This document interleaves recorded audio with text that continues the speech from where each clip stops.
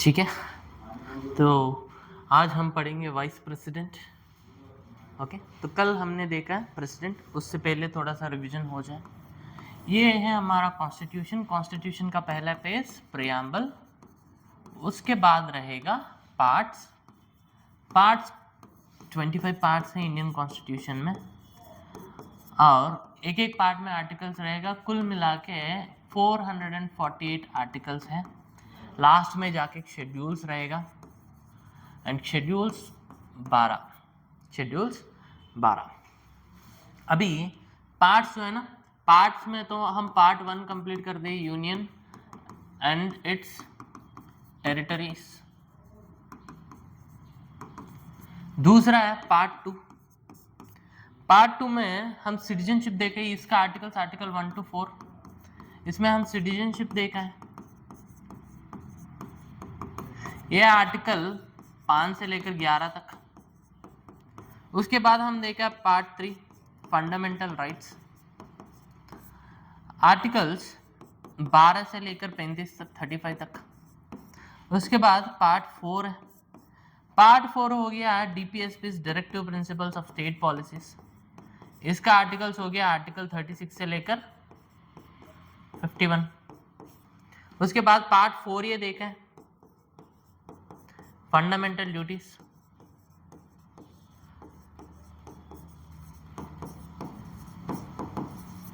Article 51 ये।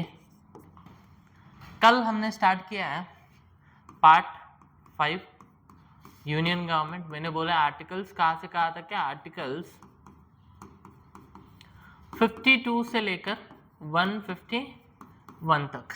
ठीक है, उसमें मैंने बोला है यूनियन गवर्नमेंट में ना, यूनियन गवर्नमेंट में एक तो यूनियन एग्जीक्यूटिव रहेगा, यूनियन लेजिस्लेचर रहेगा,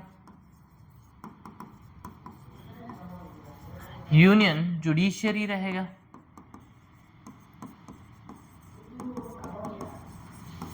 इसको हम सिंपली कहते हैं सुप्रीम कोर्ट, और इसमें ये भी रहेगा CAG, controller and auditor general of India.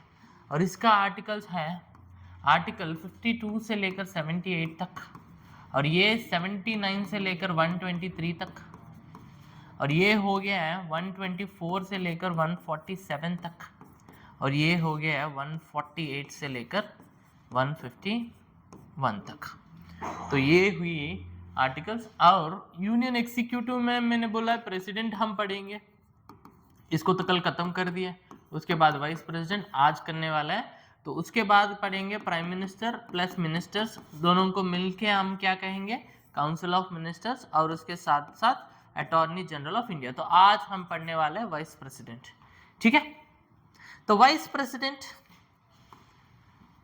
Okay, vice president तो मैंने ऑलरेडी हेडिंग डलवा दिया है, वाइस प्रेसिडेंट।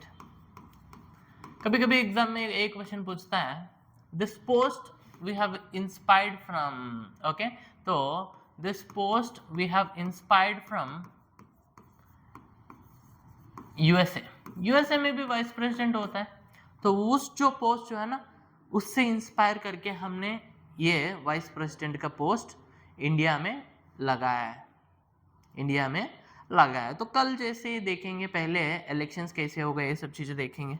ठीक है, तो पहला ना इलेक्शंस, और इसका आर्टिकल्स भी ना 63 से लेकर 69 तक है। आर्टिकल्स कहाँ से कहाँ तक है, आर्टिकल्स 63 से लेकर 69 तक है। तो पहला 63 आर्टिकल देखेंगे हम। ठीक, 63 में इतना लिखा हुआ है, आर्टिकल 63 में there shall be a vice president of India। ठीक है, इसमें हमें गौर किस पे करना है, आर्टिकल ये में करना है। तो ये एंड दार आर्टिकल्स, इसका मतलब ये किस चीज के लिए यूज करते हैं, सिंगुलर के लिए यूज करते हैं, सिंगुलर के लिए यूज करते हैं। इसका मतलब ये हो गया है हर हाल में इंडिया का ना एक वाइस प्रेसिडेंट होना चाहिए, only one vice president, only one vice president. एक से ज्यादा नहीं हो सकता है और एक से कम भी नहीं हो सकता। तो एग्जाम में बार बार पूछता है वाइस प्रेसिडेंट का आर्टिकल कौन सा है, आर्टिकल 63, आर्टिकल 63। उसके बाद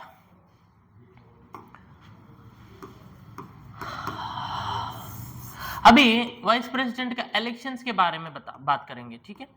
इलेक्शंस, तो इलेक्शंस में कल भी हमने दो चीजें देखा है, एक तो इलेक्टोरल कॉलेज, दूसरा इलेक्शन मैनर, ठीक है।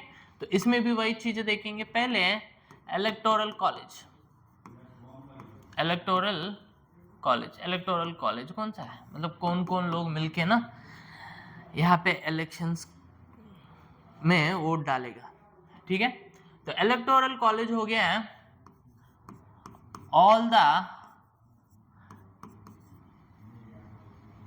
members of Lok Sabha and Rajya Sabha, members of लोक सभा एंड राज्यसभा, ठीक है। इसका मतलब क्या हुआ, बोथ नॉमिनेटेड एंड इलेक्टेड वाला। इसमें तो आपको 543 लोग मिलेगा और उसमें 245 लोग, ये सब लोग मिलके 45 है ये, ठीक है, ये 245 है। तो ये सब लोग मिलके मतलब कितना हो गया, 788 लोग, ये सब लोग मिलके ना इलेक्शंस में पार्टिसिपेट करेगा, ये सब लोग मिलके इलेक्शंस में पार्टिसिपेट करेगा, वोट डालेगा, ठीक है। अभी इलेक्शंस कैसे होगा, इलेक्शंस तो फिर से वही है, इलेक्शन मैनर। इसका मतलब क्या है, ये भी क्या हो गया, इनडायरेक्ट इलेक्शन है ना, क्योंकि जनता चुन रहे हैं एमपीस को और एमपीस आगे जाके चुन रहे प्रेसिडेंट को, तो ये हो गया हमारा इनडायरेक्ट इलेक्शन। तो अभी इनडायरेक्ट इलेक्शन हो गया,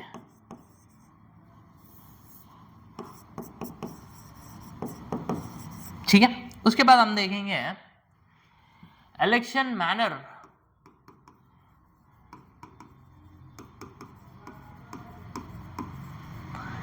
इलेक्शन मैनर, इलेक्शन मैनर कैसे है, ठीक है।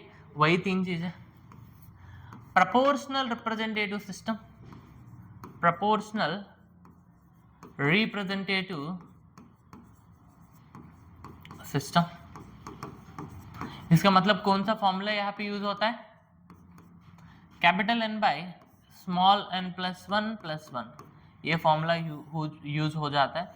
तो कैपिटल N हो गया total number of votes, total number of votes, और ये हो गया vacancies, total number of vacancies, ठीक है।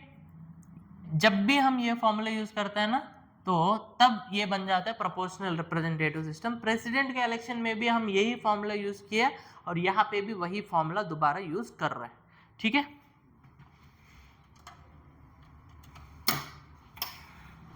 अब उसके बाद single transferable vote, single transferable vote, इसका मतलब क्या है, मतलब एक ही वोट दिया जाता है, लेकिन ये वोट ना ऐसे देता है, प्रेफरेंसेस देता है। मान के चलो ये बी सी 3 कैंडिडेट है, यहाँ पे हम सीधा जाके एक कैंडिडेट को वोट नहीं करते, यहाँ पे हम क्या करते हैं, प्रेफरेंसेस देता है 1 2 3 करके, ठीक है। तो मान के चलो हम वोट दिया है बी को, बी एलिमिनेट हो गया सेकंड राउंड में, तब ये वोट ट्रांसफर हो जाएगा ये को ट्रांसफर हो जाएगा। तो मतलब सिंगल वोट है लेकिन वो ट्रांसफर हो रहा है, इसलिए हम इसको कहेंगे सिंगल ट्रांसफरेबल वोट। और तीसरा है secret ballot, secret ballot system. इसका मतलब पार्टी अपन को ऑर्डर्स नहीं दे सकता है। तो ऑर्डर का मतलब क्या होगा ना, पार्टी हमें ऑर्डर्स देता है, मतलब जो भी एमपीस है ना, वो कौन सा पार्टी है उसके हिसाब से ना एमपीस को ऑर्डर्स देता है, उस ऑर्डर्स को हम फॉलो करना पड़ेगा। इसको हम कहेंगे विप, इसको हम कहेंगे विप।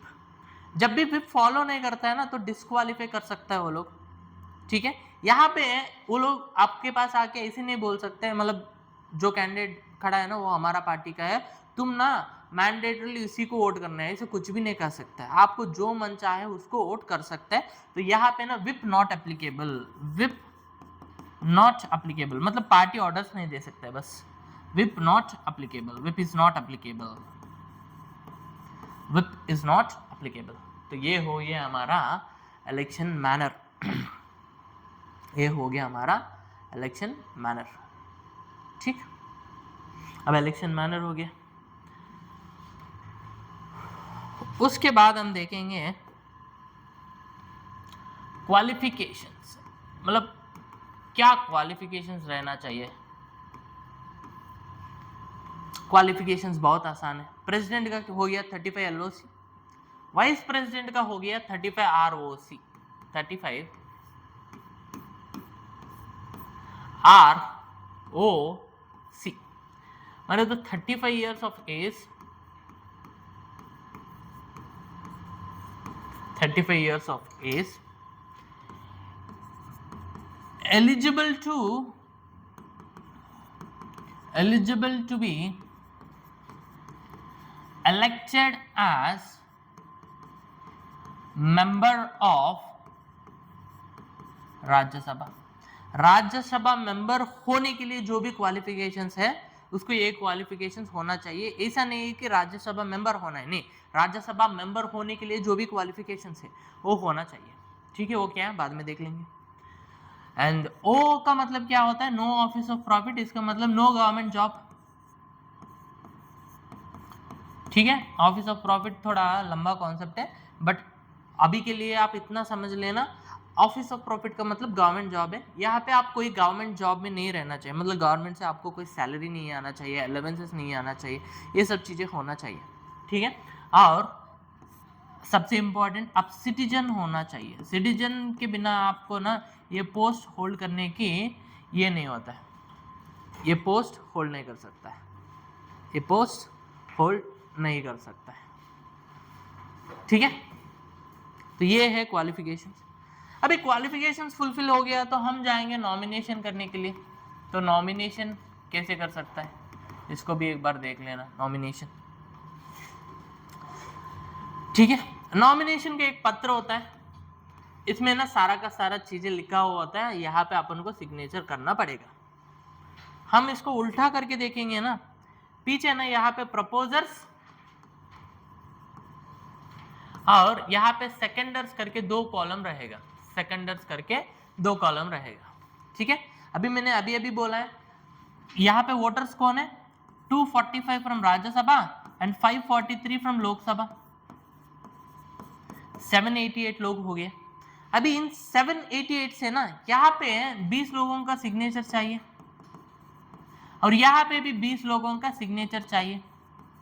इसका मतलब आपका नॉमिनेशन पत्र जो है ना उसमें ना कुल मिला के 40 MPs का साइन चाहिए, 40 MPs का साइन चाहिए। हो सकता है all the 40 MPs are from Rajya Sabha, ये भी हो सकता है all the 40 MPs are from Lok Sabha, ये भी हो सकता है इसमें से 20 यहाँ से या 20 यहाँ से। ठीक है, जो भी कॉम्बिनेशन चलेगा, लेकिन यहाँ पे आपको सिर्फ इतना याद रखना है, प्रपोजर्स 20 MPs, सेकेंडर्स 20 MPs। ठीक है, तो कुल मिला के 40 MPs। इसके साथ साथ आपको सिक्योरिटी डिपॉजिट करना पड़ेगा। सिक्योरिटी डिपॉजिट सेम है, प्रेसिडेंट को हमने कितना किया है ना, 15,000 रुपये, 15,000 रुपीज सिक्योरिटी डिपॉजिट। ये ना forfeited if didn't get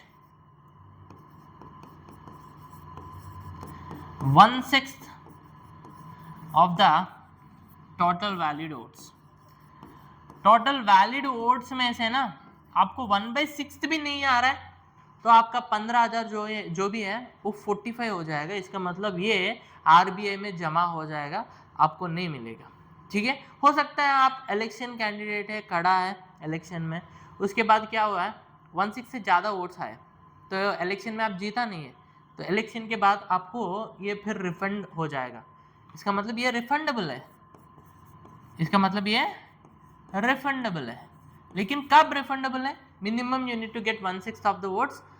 अगर मान के चलो 1/6 ऑफ द वोट्स नहीं आ रहे, तब तो ये 15,000 आरबीआई में जमा हो जाएगा, आपको नहीं मिलेगा। क्योंकि कभी कभी क्या है ना, नाम के लिए बहुत लोग ऐसे ऐसी पैसा ना पैसे रख के वो इलेक्शन में खड़ा हो जाते हैं, हालांकि वो लोग जीतता नहीं है, लेकिन लोगों को बोलता है मैंने वाइस प्रेसिडेंट के इलेक्शंस में खड़ा हुआ है एक बार। इस चीज के लिए वो लोग इतना करता है। ठीक,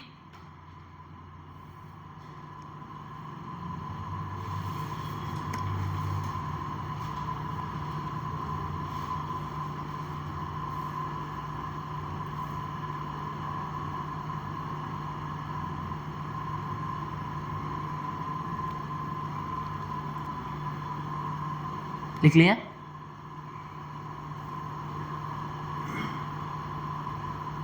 लिख लिया ना? अभी इसके बाद ये बहुत इंपॉर्टेंट है, ओथ। ओथ आर्टिकल 69 मैंने बोला है, बहुत बार बोला है। ओथ का ना 3 ओथ्स बहुत इंपॉर्टेंट है, एक तो प्रेसिडेंट का, दूसरा वाइस प्रेसिडेंट का, तीसरा गवर्नर का। तो प्रेसिडेंट का कब कितना हो गया? आर्टिकल 60, वाइस प्रेसिडेंट का आर्टिकल 69, गवर्नर का आर्टिकल 159। बहुत इंपॉर्टेंट है ये 3 चीज। तो यहाँ पे हो गया आर्टिकल 69। ओके, नाउ ओथ कौन एडमिनिस्टर करता है? ओथ इज एडमिनिस्टर्ड बाय, ये क्वेश्चन पूछता है एग्जाम में, प्रेसिडेंट। कौन एडमिनिस्टर करता है? प्रेसिडेंट। ओथ का मतलब शपथ हो गया। शपथ कौन दिलाता है? प्रेसिडेंट दिलाता है शपथ।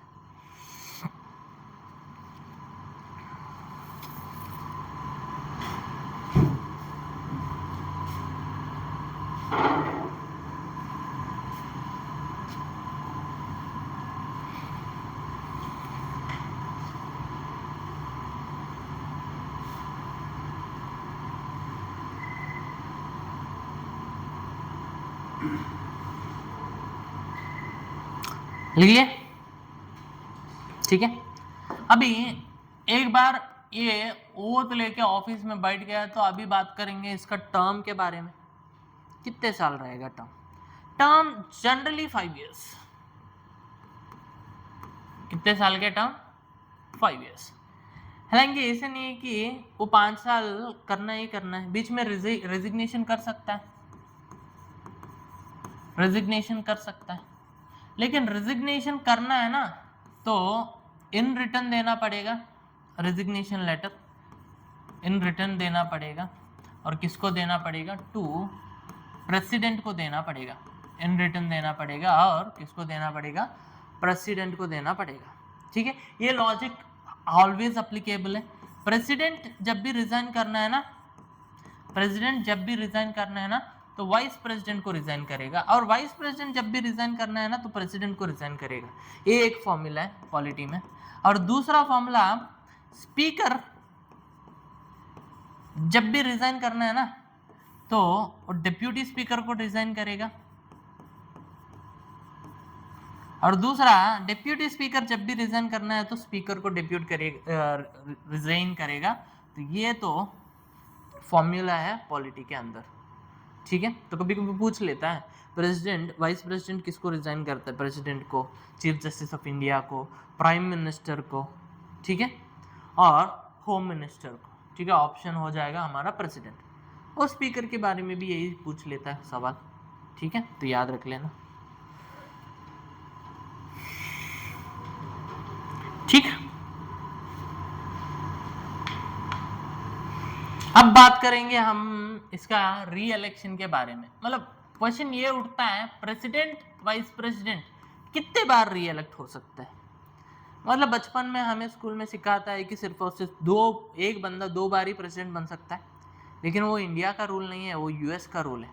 ठीक है, यहाँ पे ना re-election, a candidate can re-elect, candidate can re-elect for any number of times, any number of times, मतलब ऐसा कोई लिमिट नहीं है, ऐसा कोई लिमिट नहीं है।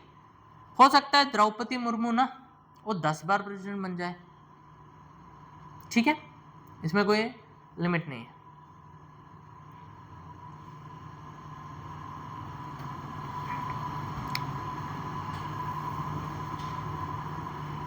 हो गया।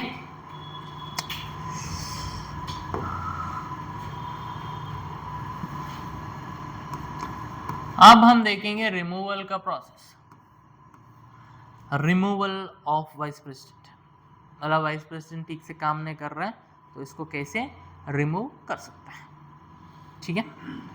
तो इसमें ना जब भी रिमूव कर रहे हैं ना तो पहले एक रेजोल्यूशन इंट्रोड्यूस करना पड़ता है, resolution must be introduced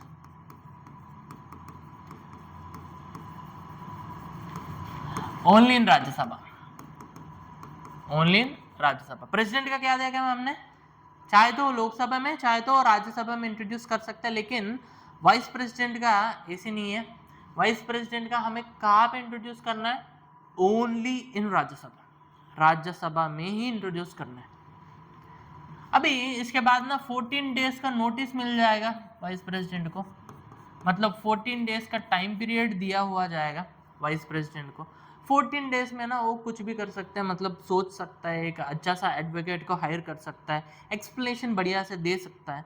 14 days के बाद ये जो resolution to remove the vice president, इसके ऊपर डिस्कशन होगा राज्यसभा में। अभी राज्यसभा में ना they have to pass the resolution, pass the resolution, voting करके रेजोल्यूशन पास करना है। लेकिन ये रेजोल्यूशन कैसे पास करेगा, इफेक्टिव मेजॉरिटी से। कौन सा मेजॉरिटी से, इफेक्टिव मेजॉरिटी से। इफेक्टिव मेजॉरिटी क्या होता है मैं बताता हूं, ठीक है, इफेक्टिव मेजॉरिटी से पास करना पड़ेगा, ठीक है। एंड इसके बाद लोकसभा जाएगा resolution, Lok Sabha has to agree the resolution. इसको कॉन्स्टिट्यूशन में यही लिखा हुआ है तो इसलिए मैंने ये दो टर्म्स यूज कर रहा है, ठीक है। राज्यसभा पास करेगी और लोकसभा एग्री करेगी। एग्री कैसे करेगी, सिंपल मेजॉरिटी से,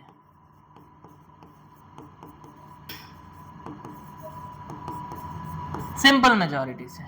उसके बाद vice president is deemed to remove from his post, उसके बाद vice president is deemed to remove from his post, ठीक है।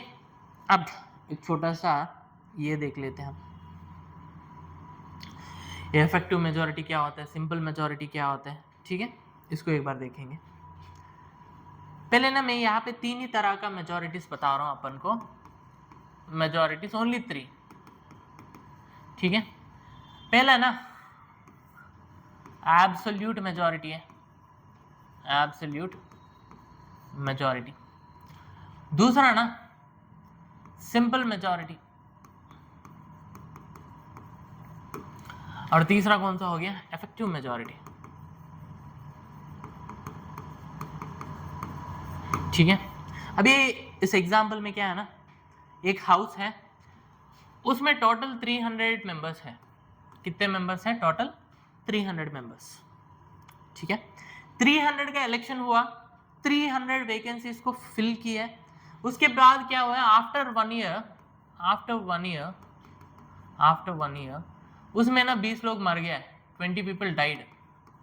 तो कितने लोग बचे, 280 बचे, ठीक है। आज मीटिंग हो रहा है, आज का मीटिंग में अटेंडेंस कितना है ये भी देखा जाता है। अटेंडेंस, आज मीटिंग हो रहा है, आज का मीटिंग में अटेंडेंस कितना है, 200। इसमें भी वोटिंग कितने लोग किया है, 180 लोग वोट किया है, बाकी 20 लोगों को मूड नहीं है वोट करने का तो वोट नहीं किया। अभी सुनो, अभी एब्सोल्यूट मेजॉरिटी का मतलब ये होता है आज के दिन में कितने लोग हैं ये मुझे मैटर नहीं करता है, टोटल हाउस का मेंबर्स कितना है उसमें मेजॉरिटी चाहिए मुझे। तो यहां पे ना total members majority, majority of total members, majority of total members, total members कितना है 300, बट्टे 2 प्लस 1, तो 151 हो जाएगा। तो 151 इज एब्सोल्यूट मेजॉरिटी। ठीक है, इफेक्टिव मेजॉरिटी का मतलब ये होता है, ठीक है 300 लोग हैं लेकिन उसमें से 20 लोग मर गए, तो बाकी बचा है 280, 280। तो इसमें से मेजॉरिटी, इसका मतलब majority of total members minus vacancies. Vacancies कितना, 300 माइनस 20, 280 अपॉन 2 प्लस 1, ये हो जाएगा 141। 141। और सिंपल मेजॉरिटी का मतलब ये है आज का दिन में कितने लोग अटेंड किए, उसमें भी कितने लोग वोट किए, उसमें से मेजॉरिटी चाहिए। तो majority of members, majority of members present and voted, present and voted। तो कितने लोग प्रेजेंट किया, 200 लोग, लेकिन उसमें से वोटिंग कितने लोग किया है, 180 लोग। तो यहाँ पे हो जाएगा 180 बट्टे 2 प्लस 1, ये हो जाएगा 91। इसका मतलब यहाँ पे सिंपल है, सिंपल मेजॉरिटी लाना बहुत ही सिंपल है ना, 91 आ रहा है तो बहुत ही सिंपल है। इफेक्टिव मेजॉरिटी लाना थोड़ा मुश्किल है, 141, देखो डिफरेंस है ना। एब्सोल्यूट मेजॉरिटी लाना तो और भी मुश्किल है। तो यहां पे हमारा वाइस प्रेसिडेंट इलेक्शन में ना राज्यसभा इफेक्टिव मेजॉरिटी से पास करना है, लेकिन लोकसभा सिंपल मेजॉरिटी से पास करना है। तो यहाँ पे पास हो जाएगा ना, तो यहाँ पे पास हो ही जाएगा, क्योंकि यहाँ पे थोड़ा टफ है फिर भी पास हो गया, तो यहाँ पे तो बहुत ही आसान है, तो पास हो ही जाएगा। समझ में आया?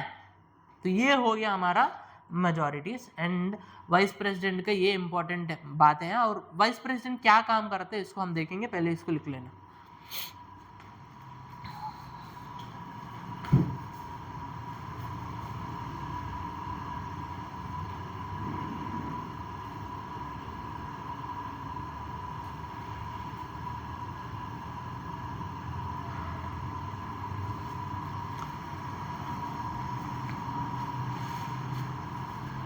फॉर्मूला में 2 और 1 के साथ है। क्या है जी?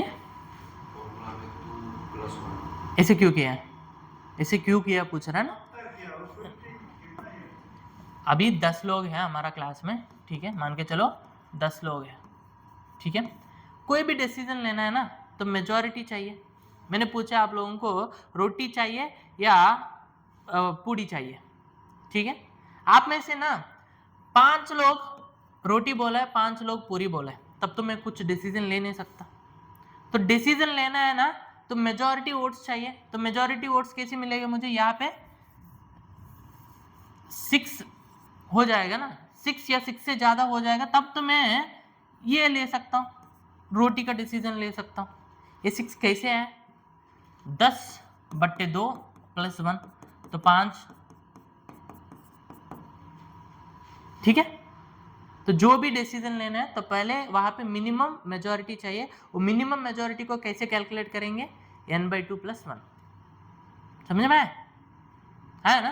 तो ये यहाँ पे सबकी जगह पे मेजॉरिटी मेजॉरिटी मेजॉरिटी लिखा हुआ है, तो मेजॉरिटी का मतलब n/2 + 1।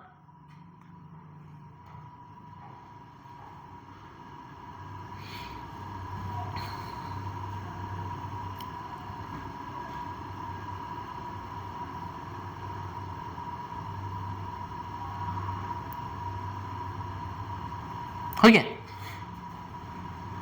ठीक है। Next final functions of vice president. Vice president आखिरकार क्या ही करता है ये देखते हैं। Functions of vice president, vice president आखिरकार करता क्या है, ठीक है। फंक्शंस क्या है पहले ना, एंड ये मेजर फंक्शन है इसका।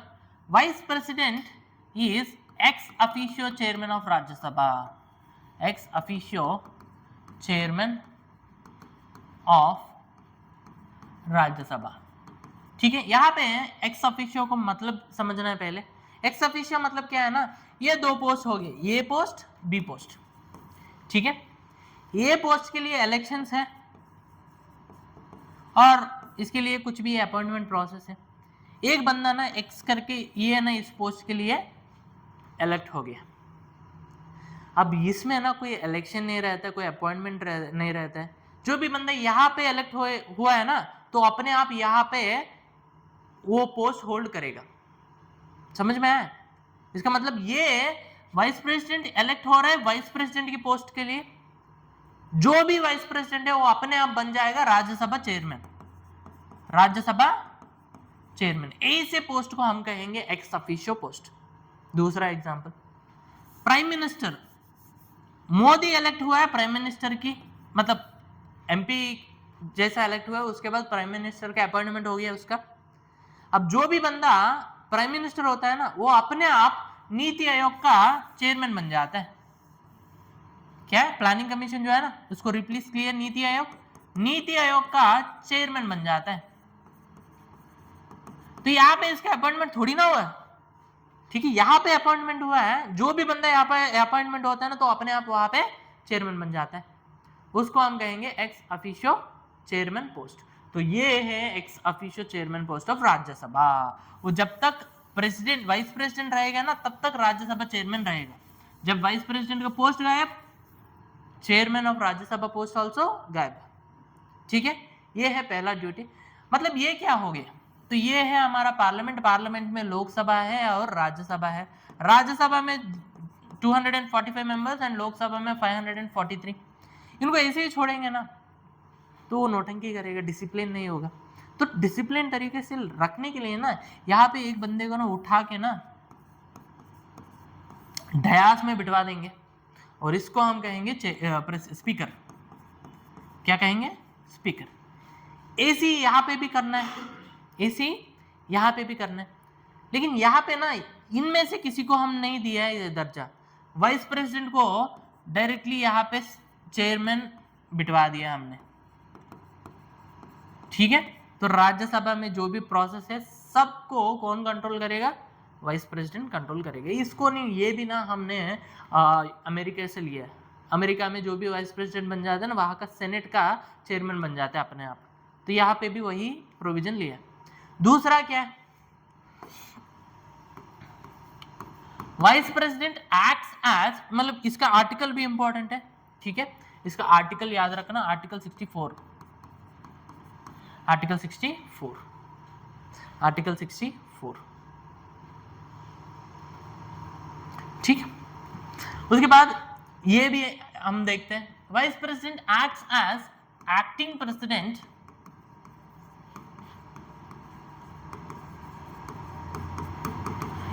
in the absence of president। हो सकता है प्रेसिडेंट मर गए, हो सकता है प्रेसिडेंट को इम्पीच कर दिए, हो सकता है प्रेसिडेंट का तबियत खराब है, तब vice president will act as a acting president. Vice president कुछ समय के लिए ना प्रेसिडेंट की तरह बिहेव करेगा। और ये लिखा हुआ है आर्टिकल 65 में, आर्टिकल 65 में। ये है फंक्शंस ऑफ वाइस प्रेसिडेंट, ये है फंक्शंस ऑफ वाइस प्रेसिडेंट, ठीक है। तो एग्जाम में आजकल आर्टिकल्स ज्यादा पूछ रहे हैं, तो वाइस प्रेसिडेंट का आर्टिकल सिंपल है, हमें सिर्फ इतना याद रखना है, आर्टिकल 63 याद रखना है। आर्टिकल 63 में ये लिखा हुआ है, there shall be a vice president of India, ये लिखा हुआ है। दूसरा आर्टिकल 64, आर्टिकल 64 में ये लिखा हुआ है, vice president will be ex officio chairman of Rajya Sabha, ex officio chairman of Rajya Sabha. तीसरा आर्टिकल, आर्टिकल 65 बहुत इंपॉर्टेंट है, एक्टिंग प्रेसिडेंट की तरह बिहेव करेगा ये। और चौथा article 69, oath of vice president. ये आर्टिकल्स बहुत इंपॉर्टेंट है। एंड कभी कभी ये भी पूछ लेते हैं removal of article mean removal of vice president is in which article, article 67, ठीक है। तो रिमूवल ऑफ वाइस प्रेसिडेंट, तो ये आर्टिकल्स इंपॉर्टेंट आर्टिकल्स हो गए हैं, ठीक है। इसके अलावा कोई भी क्वेश्चन नहीं पूछता है, ठीक। तो आज के लिए इतना रखेंगे, ठीक है। Thanks a lot.